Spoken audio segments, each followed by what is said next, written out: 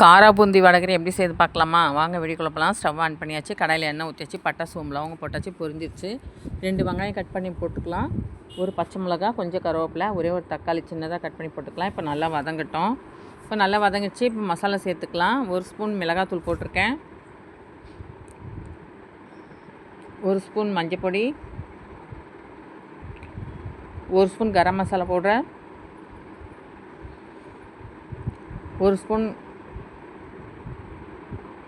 காஷ்மீர் மிளகாத்தூள். இப்போ நல்லா கலந்து விட்டுக்கலாம். தேவையான உப்பு போட்டுக்கலாம்.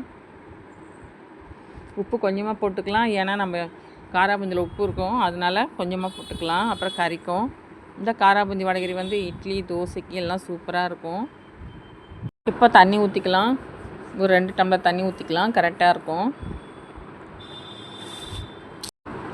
இப்போ தண்ணி ஊற்றியாச்சு. நல்லா கொதித்து வரட்டும்.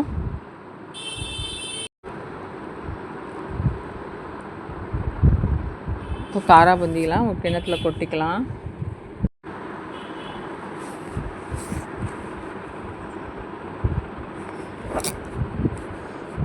இப்போ தண்ணி நல்லா கொதிச்சிச்சு. இப்போ காரா பூந்தி எடுத்து அதில் போட்டுக்கலாம். இப்போ மசாலா நல்லா கொதி வந்துடுச்சு பாருங்கள்.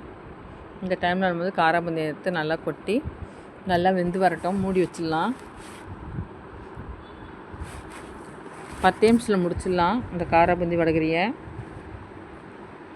இப்போ நல்லா கலட்டி மூடி வச்சிடலாம் கொஞ்சம் நேரம்.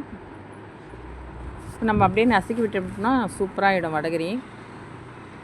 இட்லி தோசை சப்பாத்திக்கு எல்லாத்துக்குமே தொட்டுக்கலாம். செம்ம டேஸ்ட்டாகவும் இருக்கும், நல்லாவும் இருக்கும். நீங்களும் ட்ரை பண்ணி பாருங்கள். இந்த வீடியோ உங்களுக்கு பிடிச்சிருந்தா லைக் பண்ணுங்கள், சப்ஸ்கிரைப் பண்ணுங்கள், கமெண்ட் பண்ணுங்கள், ஷேர் பண்ணுங்கள். Thank you friends. பாய்.